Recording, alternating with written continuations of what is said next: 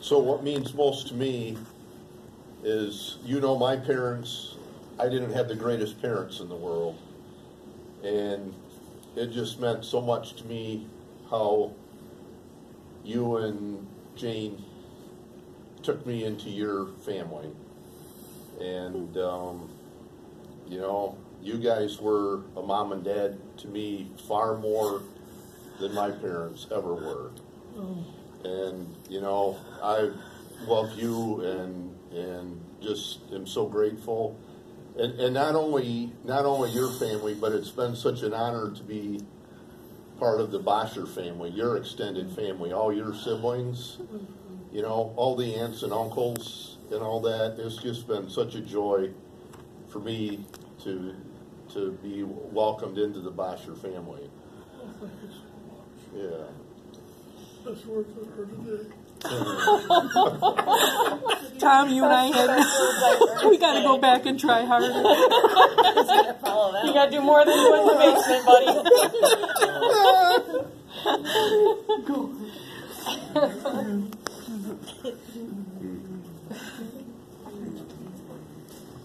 Okay.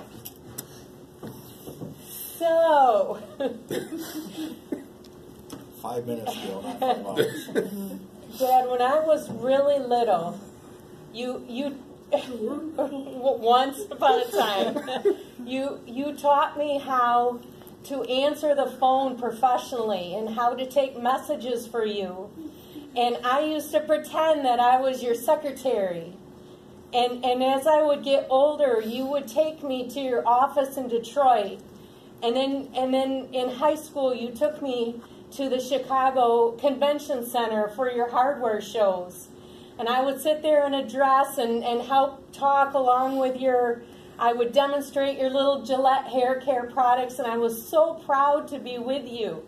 You taught me the love of business, Dad. You were so respected, and everybody loved to talk to Harry, and I was so honored to be there with you. And you shared that love of business with me. And it's because of you that I am where I am right now with my job. I would never be there if I didn't have you as a role model in my life. And that's a very, very positive thing. But nothing can compare to pictures of Jake and Matt on your knees, Dad.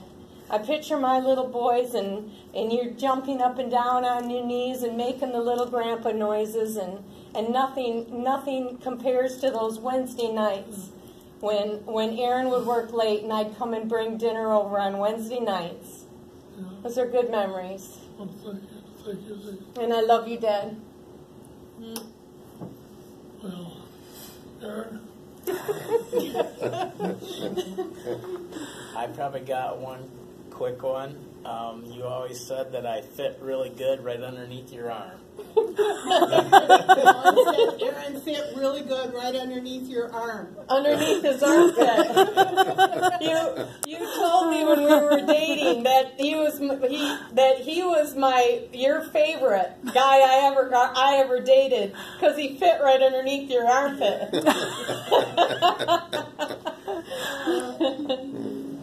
Oh, shoot. Okay, Peggy, it's you.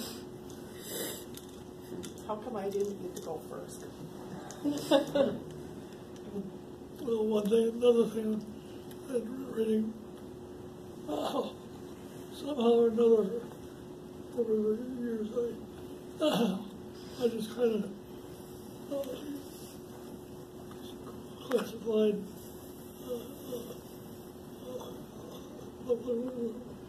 what's his name, treatment with hospice. Kind of classified hospice as being a beginning of the end. And it is. But it's not, it's fatal.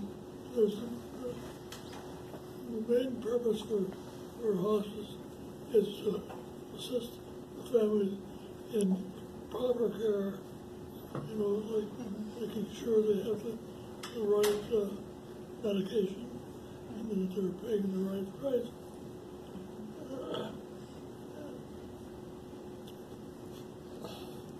Sorry. You're not a professional nose wiper.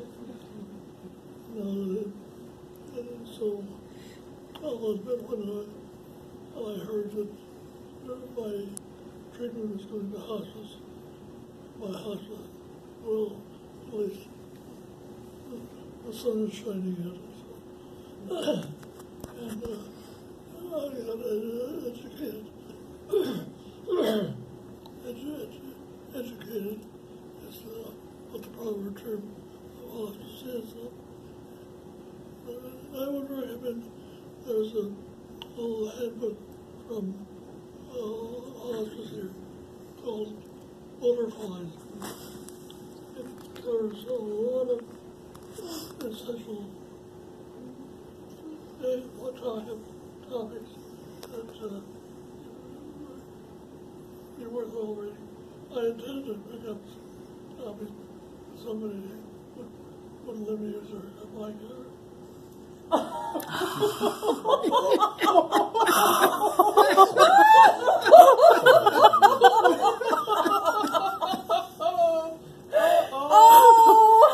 Hold your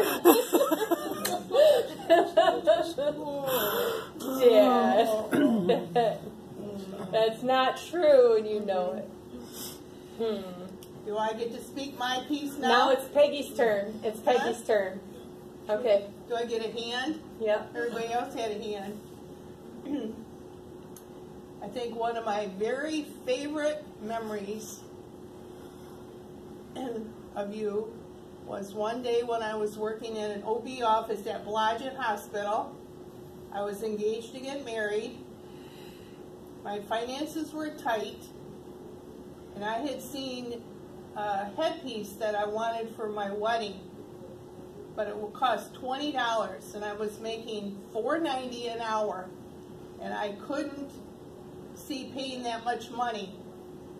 And in walks my father in a waiting room with all these pregnant women and hands me a $20 bill. And that parking at Blodgett Hospital is a bear. And he goes, Mom and I want you to buy that headpiece, and then Mom made my bill. Another very favorite memory is taking care of Mom. And what a wonderful job you did.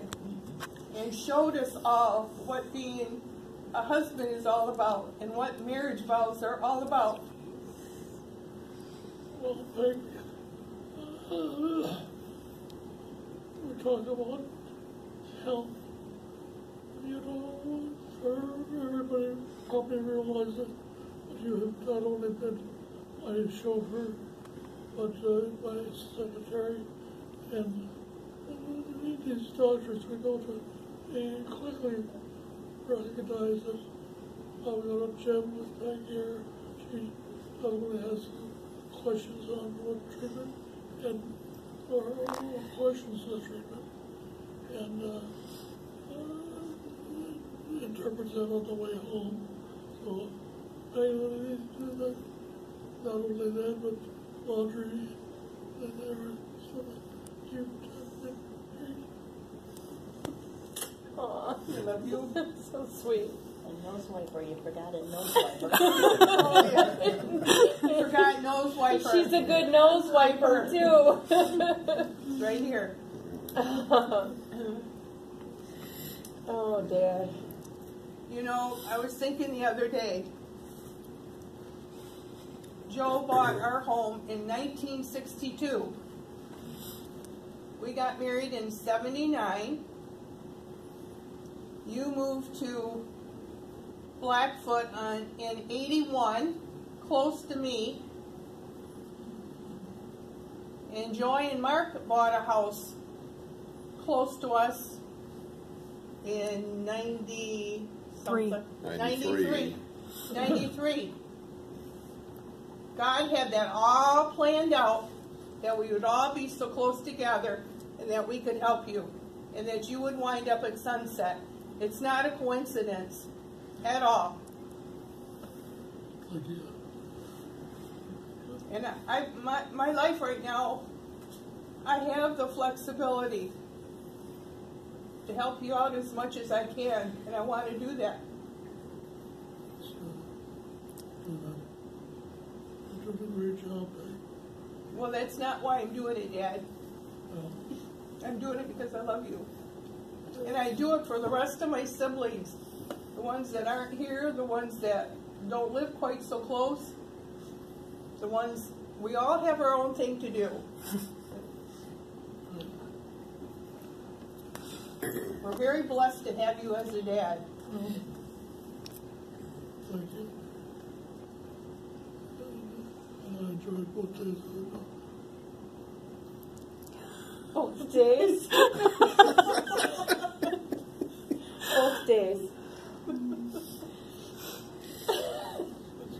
You said you enjoyed both days of it. I can tell you another funny memory. One day, you took me out for lunch to the Schnitzelbank, and you had your favorite waitress there, and I think her name was Irene or Eileen, and you always asked to sit in her section, and you introduced me as your daughter, and she winked and she goes, "Sure, Harry." Yeah.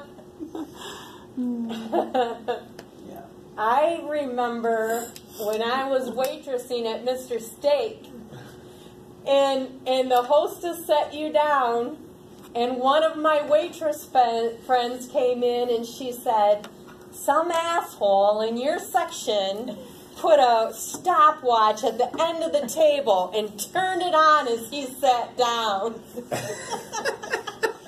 And I poked out there, and there you were, and you're looking all over. And I said, "I'll deal with him." Well, but you know what? That stopwatch paid for itself. That it did. That it did. Worst nightmare.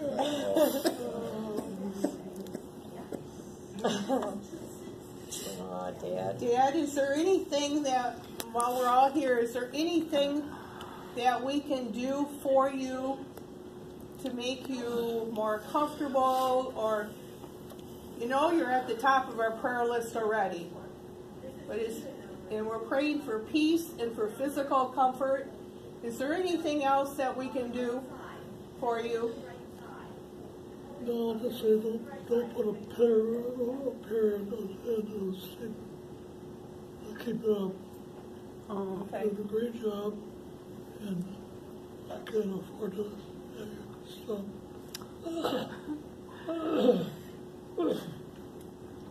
Somebody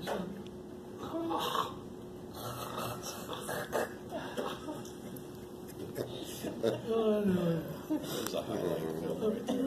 I love you kids. We love you too. We love you too, Dad. And Mark, I'm delighted that you're part of the family. We all are. And I don't know about you. I still don't know either, Dad. It's okay. And then there's Sheila, and only her out. Let's leave the best for the last. That was smooth. That was smooth. Okay, I've got one. When we went to the air show, there was a bunch of stuff at the air show, but there was a tent with all the fly boys there, and you sat down at a bench, and this lady comes up and sits down next to you. Boy, she was cozying up to you big time. We wanted to picture that. We didn't get it.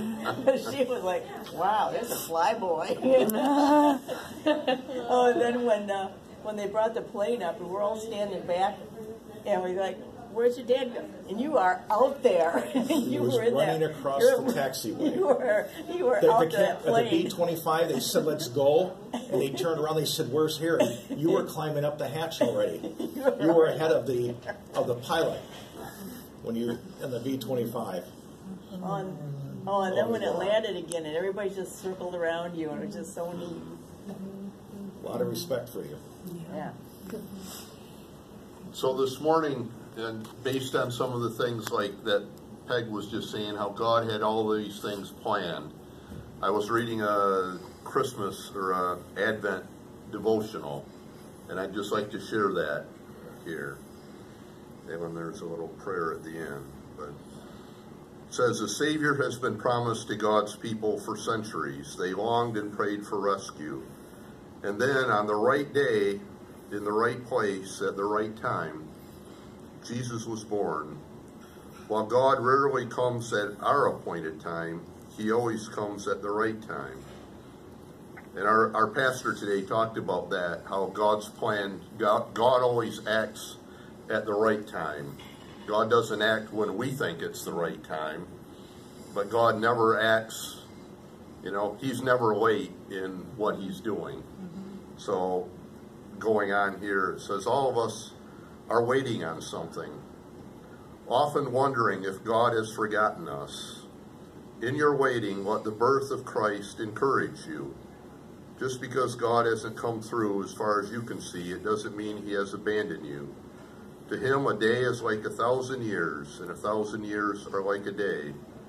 This very minute, he's working for his glory and for your good. Though circumstances say otherwise, God is going to come through on schedule, fulfilling his long-appointed plans for you.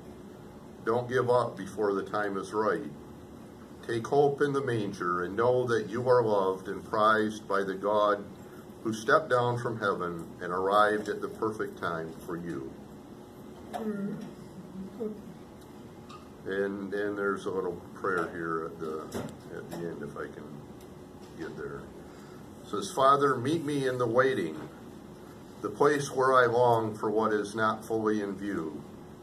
Still my heart and give me the ability to know that you are near. I believe your plans are good. I see it in the birth of your only Son.